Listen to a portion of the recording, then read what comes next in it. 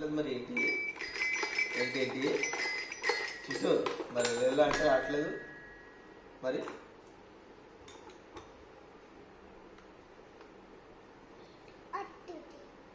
దీంతో దీంతో దాంతో దాంతో ఏంటవి?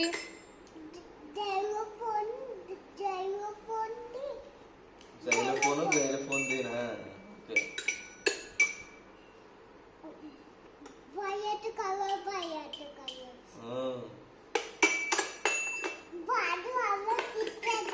ఎవడు టీవీలో సరే నువ్వు వాడుకో